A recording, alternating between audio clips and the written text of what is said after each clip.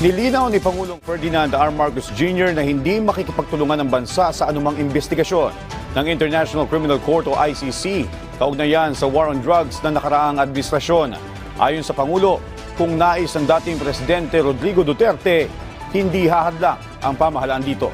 Ang detalye sa Balitang Pambansa ni Clazel Pardilla. Hindi naman kami haharang doon sa mga ICC. Hindi lang kami tutulong. Ngunit kung pumapayag siya na makipag-usap siya o magpa-imbestiga siya sa ICC, nasa kanya yun. Wala nang kaming desisyon doon. Nanindigan si Pangulong Ferdinand R. Marcos Jr. na hindi makikipagtulungan sa International Criminal Court kaugnay ng investigasyon sa madugong laban kontra ilegal na droga sa ilalim ng administrasyon ni dating Pangulong Rodrigo Duterte. Pero hindi rin pipigilan ng pamahalaan ang desisyon ni Duterte matapos itong hamunin ng ICC na bilisan ang pag-iimbestiga sa kanyang laban kontra droga.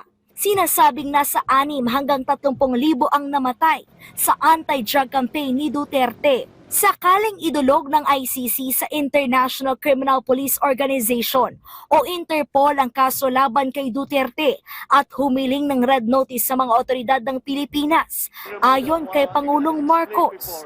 We have obligations to Interpol and we have to live up to those obligations. And therefore, the net effect, meron din po. We'll see. We'll see how far it goes. We'll see what the ICC does. Sabi ni Solicitor General Menardo Guevara, ang pakikipagtulungan sa Interpol ay obligasyon habang ang kooperasyon sa ICC ay isang political decision. Itinuturing na isa sa pinakamahalagang organisasyon sa mundo ang Interpol na tumutulong sa mga bansa para labanan ng international crime. Hindi na aniya bago sa pambansang pulisya ang pakikipagtulungan sa Interpol na naging susi sa pagdakip kay dating Bamban Mayor Alice Guo. So kung meron mang pong lalabas na warrant of arrest at ang Interpol po ay hihingi po ng assistance sa atin, then like I said, the PNP, particularly the Philippine National Police, is bounded by the security protocol with respect to assistance to be provided with our foreign counterparts po. 2019 ang kumalas ang Pilipinas sa ICC. Kaya tanong ni Senate President Chis Escudero kay Duterte. Paano ulit i-operationalize ni Pangulong Duterte na madalhin yung ICC? Siya yung umalis doon.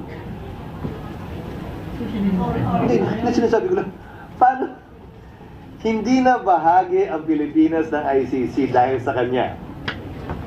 Tapos ngayon, papamadaliin niya yung ICC?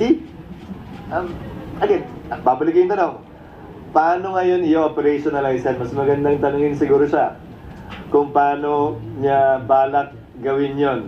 Sa harap nito, iginiit ni Pangulong Marcos na ipagpapatuloy ang investigasyon sa loob ng bansa kaugnay ng extrajudicial killings.